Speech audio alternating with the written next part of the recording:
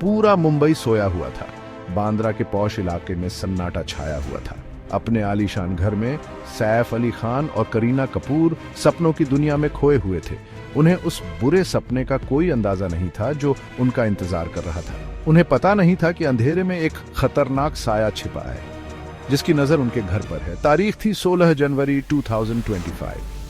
समय सुबह के 2:00 उस रात के लिए सब कुछ तैयार था जो हमेशा के लिए उनकी यादों में बस जाएगी। सैफ के घर के कर्मचारी उनकी वफादार नैनी एलियामा फिलिप के नेतृत्व में रात के चुपके गार्डियन थे।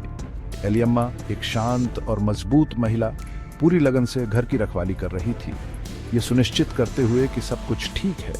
उन्हें क्या पता था कि उनकी बहादुरी और वफादारी की परीक्षा अब तक की सबसे बड़ी चुनौती से होने वाली है। घर में सन्नाटा था, घड़ी की हर टिक टिक आने वाली मुसीबत की गिनती कर रही थी। एलियम्मा ने अपना राउंड पूरा किया। जैसे ही वो एक कोने में मुड़ी, उन्हें कुछ हलचल दिखाई दी। उनका दिल धड़क गया, उनकी रीढ़ में सिहरन दौड़ गई। एक अनजान व्यक्ति अंधेरे में छिपा हुआ खिड़की खोलने की कोशिश कर रहा था। डर से उनके पैर जमने लगे, लेकिन एलियम्मा जानती थीं कि उन्हें जल्दी से कुछ करना होगा। ये कोई आम चोर नहीं था, ये उनके परिवार के लिए खतरा था जिनसे वो अपने परिवार जैसा प्यार करती थी। कौन है वहां? उन्होंने पुकारा। उनकी आवाज हैरानी की बात है स्थिर थी। वो आदमी चौंक गया। वो मुड़ा, उसकी आंखें अंधेरे में चमक रही थीं। वो एलियम्मा पर झपटा, पैसे और गहने मांगने लगा। एलियम्मा अपने डर के बावजूद डटी रही। उन्होंने पूरी ताकत से मुकाबला किया। उनकी मदद की चीखें शांत घर में गूंज उठीं।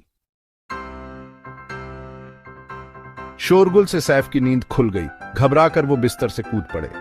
एलियम्मा की चीखें सुनकर उनके अंदर का बहादुर जाग गया। पास ही रखे एक लैंप को उठाकर वो कमरे से बाहर भागे, जो भी खतरा था उसका सामना करने के लिए तैयार। सामने जो नजारा था वो अफरा तफरी से भरा था।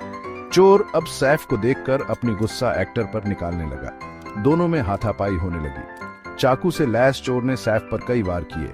दर्द के बावजूद सैफ ने पूरे दृढ़ संकल्प के साथ मुकाबला किया। उनके दिमाग में बस अपने परिवार की सुरक्षा थी। शोर सुनकर एक और कर्मचारी दौड़ता हुआ आया। दोनों ने मिलकर हमलावर को काबू कर लिया और पुलिस के आने का इंतजार करने लगे। पुलिस जब पहुंची तो वहां पूरा घर बिखरा हुआ था, लेकिन चोर जा चुका था। वो फायर एस्केप से भाग गया था, पीछे डर और कई सवाल छोड़ गया। खून से लथपथ सैफ को अस्पताल ले जाया गया। उनका परिवार और स्टाफ सदमे में थे। सोते हुए शहर की शांति टूट चुकी थी। इस घटना ने पूरे देश को हिलाकर रख दिया। मुंबई के सबसे सुरक्षित इलाकों में से एक में ऐसी घटना कैसे हो सकती है?